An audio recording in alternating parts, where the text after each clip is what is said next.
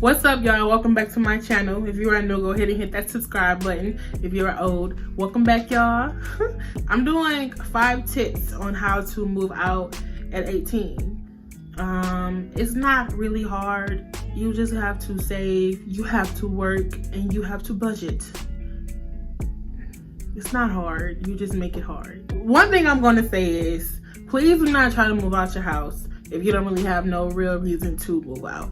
Because like, if your parents are making you stay there with rent free or food free, or you ain't gotta pay no lights, you ain't gotta pay no gas, you ain't gotta pay for no food, you just living there free, and you wanna move out, don't move out. If your parents are willing to keep you there, living with them rent free or whatever, and to keep them company, then why not keep them company and just wait until you're ready to move out? Who cares if you still living with your mama and you're not paying for all this other stuff? You're keeping money in your saving account. You have to have a job. I don't know how you can move out with no money. I don't see how that is possible. You have to be able to have a job. How you're going to be able to pay for the rent? How you going to pay for food? How are you going to pay to get your clothes, your cleaning supplies, your toothpaste, the tissue? How are you going to pay for those things if you don't have any income coming in? Before you move out, I would say you will want to save your money at least 6 months to a year. Personally, I think that you should have at least $2,000 to $3,000 saved to be able to move out. Moving out is very expensive because you have to pay for the first month's rent and also the security deposit if they are asking for them both. Some apartments just ask for the security deposit. Some ask for first month rent and security deposit. Now, the first month rent will be however much your rent will cost, obviously. Like if your rent is $600, that's how much your first month rent will gonna be. It's gonna be $600 plus the deposit they ask for. Let's say the deposit is, I don't know, $450. That's a high price. $450 to hold the apartment down for you. You have to pay that plus the first month rent. And then also you have to pay for moving expenses. If you're getting a U-Haul, they will charge you $1 for each mile that you go over. Imagine you're going like 20 miles from the U-Haul place. You know that's like $20 there and $20 back. That's like $40 being added on plus whatever else they're charging you. Let's say you're working at McDonald's and your check is like $400. Put half of that up. Put $200 up. If you get paid every 2 weeks, then okay. Every 2 weeks that you get paid, put half of that money up. Get a car. I think that having a transportation on wherever you want to go, like having your own vehicle is like very, very important because you are relying on yourself. You don't have to rely on anybody else to take you nowhere. You can literally just get up and go whenever you choose. That's the best part of having your car. If you think about it, you're moving out of your parents' house. You're moving out of one room. So in that one room, you could have your bed, your dresser, your TV, and your clothes. All of that could fit in your car if you had your own car. So instead of paying for a U-Haul or a moving company, you could just save that money and just use your own car or truck to move the items that you have in your one room in your parents' house to your apartment. That will save you a lot of money. A lot of apartments go based off of your credit.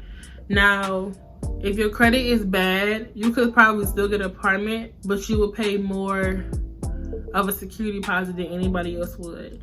Now, if your credit is like very, very good, then you could probably pay less of a security deposit because of your credit. Now, if you don't have a credit, having a credit is like having bad credit because you don't have nothing. So to start credit, you have to get a secure credit card or to Discovery. Discovery have good secure credit cards, or Capital One, which is my favorite, has good secure credit cards. Like, you have to build your credit if you don't have credit at all. Build it, and once you build it, make sure you pay off that that limit. If you decide to get a credit card, please do not spend the credit card like it's free money. Like, I mean, like, it is free money, like it's your money, but you're gonna have to pay that money back, and you want to be smart about it. I don't go out and spend like food on my secure credit card. Like, I only use my secure credit card for gas, and then that's it. I don't use it for nothing else because I want to build my credit, and I don't want to overspend my credit limit because, you know, credit is weird. You really want to get a secure credit card if you have low credit or if you have no credit. Secure credit card is the way to go. 30 hertz straight up. To find a good area. You want to find a good area when you want to move. You want to do a good research. You don't want to like find one apartment and be like, oh, I like this, I'm gonna just go ahead and live here. No, you do not want to just go based off one thing you see. You want to just take your time with researching the area and the apartment you want to go to, because some apartments will have good benefits and some of them wouldn't. Like, to me, a good benefit is where you're only paying light and rent. To me, that was my very first apartment that I had. I only paid light and rent, and everything else was covered. That was perfect. I'm only paying 2 bills. I'm only paying 2 bills in my apartment, which is light and rent. Everything else was like included in the apartment. You really want to like do your research. Please do not just pick and choose one apartment that you see and be like, oh, I want to stay here. You might really want to like do your research. Budget. When I say budget, I mean budget, because you do not want to overspend, and then when it gets time to pay rent, you can't pay your rent. You're gonna be like homeless. Okay, you don't want that to happen. When I say budget, when you are getting paid, you might want to write your stuff down so you can see how much you're spending.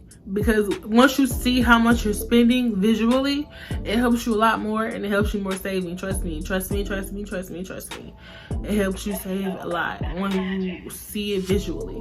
So write down your expenses or how much your rent is. Write down how much you spend normally on food, or what you want to spend on food, on groceries. Write down how much your light or gas or water, whatever you pay, whatever utilities you will pay. Write that down, how much that costs. If you want to get cable or Wi-Fi, write that down, how much that costs. Write down how much you're going to be paying every month for these bills. Plus, you know, you're going to want to have money for yourself, for like your own needs. You know what I'm saying? Like,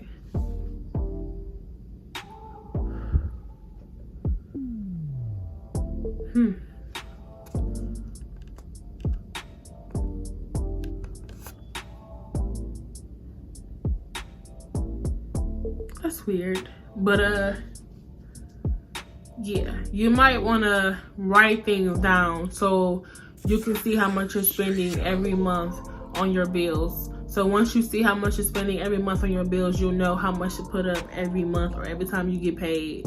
Like, you really budgeting is really the key. Budgeting is really the key. Moving out is like a really big step.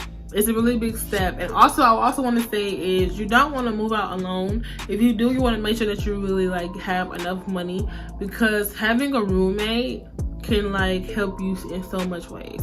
Having a roommate is like very helpful. So, and you just don't want to pick and choose whoever you want to live with. You might want to pick someone that you know who is reliable and responsible. Someone you know that's going to pay for their half when it's time to pay for them half. And they're not going to leave you dry out here trying to figure out how you're going to pay for rent on your own. In that case, you might as well just live on your own. You know what I'm saying? Like, if you find a roommate, if you want to live with a roommate or live with somebody else, make sure that person is reliable and responsible. Please make sure that they are responsible with their money and their half. Okay, that's all I'm gonna say. If you guys enjoyed this video, make sure you guys go ahead and leave me a thumbs up, and go ahead and hit that subscribe button if you're not already subscribed. You know, that subscribe button is there. Yeah, I'll see you guys in my next video.